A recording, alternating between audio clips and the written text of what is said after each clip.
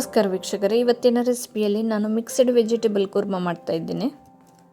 ನಾನಿಲ್ಲಿ 2 ಕ್ಯಾರೆಟ್, 2 ಆಲೂಗಡ್ಡೆ, ಒಂದು ಮುಷ್ಟಿಯಲ್ಲಿ ನಿಲ್ಲುವಷ್ಟು ಬೀನ್ಸ್ ಹಾಗೆ ಒಂದು ಕ್ಯಾಪ್ಸಿಕಮ್ ಅನ್ನು ತಗೊಂಡಿದ್ದೇನೆ. ಮೊದಲಿಗೆ ಕ್ಯಾರೆಟ್, ಆಲೂಗಡ್ಡೆಯದ್ದು ಸಿಪ್ಪೆಲ್ಲ ತೆಗೆದು ಈ ರೀತಿ ಸಣ್ಣ ಸಣ್ಣ ತುಂಡುಗಳಾಗಿ ಮಾಡ್ತಾ ಇದ್ದೇನೆ. ನಾನಿಲ್ಲಿ ಕ್ಯಾಪ್ಸಿಕಮ್ಮನ್ನು ಅರ್ಧ ಮಾತ್ರ ಹಾಕ್ತಾ ಇದ್ದೇನೆ. ಅದೇ ರೀತಿ ಬೀನ್ಸನ್ನು ಕೂಡ ಸಣ್ಣ ಸಣ್ಣ ತುಂಡು ಮಾಡಿ ಇಟ್ಕೊಂಡಿದ್ದೇನೆ. ಈಗ ಬಾಣಲೆಯಲ್ಲಿ 4 ಸ್ಪೂನ್ ಎಣ್ಣೆ ತಗೊಂಡು ಅದು ಬಿಸಿ ಆಗುವಾಗ ಒಂದು ಪಲಾವ್ ಎಲೆ, 2 ತುಂಡು ಚಕ್ಕೆ ಹಾಗೆ 2 ಲವಂಗ ಮತ್ತು ಒಂದು ಇಡೀ ಏಲಕ್ಕಿಯನ್ನು ಹಾಕಿ ಹುರಿತಾ ಇದ್ದೇನೆ. ನಂತರ ಇದಕ್ಕೆ ಒಂದು ತುಂಡು ಮಾಡಿಟ್ಟಂತಹ ಈರುಳ್ಳಿಯನ್ನು ಹಾಕಿ ಫ್ರೈ ಮಾಡ್ತಾ ಇದ್ದೇನೆ.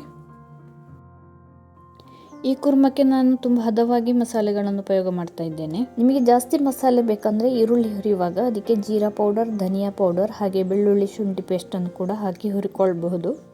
ಈರುಳ್ಳಿ ಹುರಿದ ನಂತರ ತುಂಡು ಮಾಡಿಟ್ಟಂಥ ತರಕಾರಿಗಳನ್ನು ಹಾಕಿ ಅದರ ಮೇಲೆ ಒಂದು ಮುಷ್ಟಿಯಷ್ಟು ಹಸಿ ಬಟಾಣಿ ಕೂಡ ಹಾಕಿದ್ದೇನೆ. ಈಗ ಇದಕ್ಕೆ ಸ್ವಲ್ಪ ಅರಶಿನ, ಖಾರಕ್ಕೆ ಬೇಕಾದಷ್ಟು ಮೆಣಸಿನ ಹುಡಿ, ರುಚಿಗೆ ತಕ್ಕಷ್ಟು ಉಪ್ಪು, ಸ್ವಲ್ಪ ಹುಣಸೆ ಹುಳಿಯ ಬದಲಿಗೆ ಟೊಮೆಟೊವನ್ನು ಉಪಯೋಗ ಮಾಡಬಹುದು. ಎಲ್ಲವನ್ನು ಹಾಕಿದ ನಂತರ ಮಿಕ್ಸ್ ಮಾಡಿ ಇದು ಹದ ಮುಳುಗುವಷ್ಟು ನೀರು ಹಾಕಿ ಇದನ್ನು ಬೇಯಿಸಿದ್ರಾಯಿತು.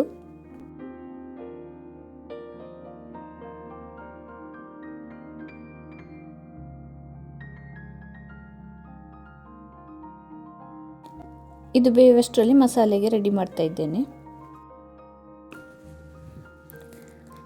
ಮಸಾಲೆಗೆ ರುಬ್ಬಲಿಕ್ಕೆ 1 ಕಪ್ ಕಾಯಿ ತುರಿ, 6ರಿಂದ 7 ನೆನೆ ಹಾಕಿಟ್ಟ ಗೋಡಂಬಿ, 2 ಬೆಳ್ಳುಳ್ಳಿ, 2 ತುಂಡು ಶುಂಠಿ, ಸ್ವಲ್ಪ ಕೊತ್ತಂಬರಿ ಸೊಪ್ಪು ಹಾಗೆ ಸ್ವಲ್ಪ ನೀರನ್ನು ಹಾಕಿ ನುಣ್ಣಗೆ ರುಬ್ಕೊಂಡ್ರಾಯಿತು.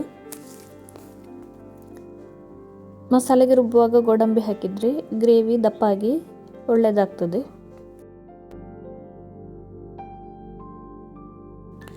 ತುಂಡುಗಳೆಲ್ಲ ಮೆತ್ತಗಾಗಿ ಬೆಂದ್ಕೊಂಡು ಬಂದಿದೆ. ನಾನೀಗ ರುಬ್ಬಿಟ್ಟಂಥ ಮಸಾಲೆಯನ್ನು ಸೇರಿಸ್ತಾ ಇದ್ದೇನೆ.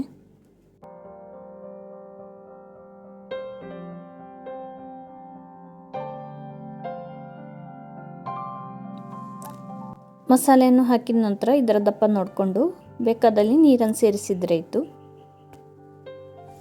ಈಗ ಇದಕ್ಕೆ ಒಂದು ಕುದಿ ಬರಿಸಿದರೆ ರುಚಿಯಾದಂತಹ ಮಿಕ್ಸ್ಡ್ ವೆಜಿಟೇಬಲ್ ಕುರ್ಮಾ ರೆಡಿ.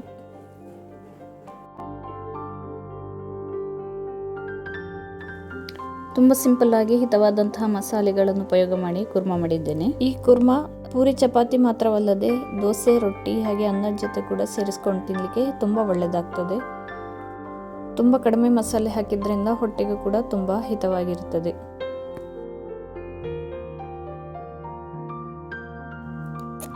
ಇಂದಿನ ಈ ರೆಸಿಪಿ ನಿಮಗೆಲ್ಲರಿಗೂ ಇಷ್ಟ ಆದಲ್ಲಿ ಲೈಕ್ ಮಾಡಿ, ಶೇರ್ ಮಾಡಿ, ಕಮೆಂಟ್ ಮಾಡಿ, ಸಬ್ಸ್ಕ್ರೈಬ್ ಮಾಡೋದನ್ನು ಮರಿಬೇಡಿ. ಮತ್ತು ಮುಂದಿನ ರೆಸಿಪಿಯಲ್ಲಿ ಭೇಟಿಯಾಗೋಣ. ಧನ್ಯವಾದಗಳು.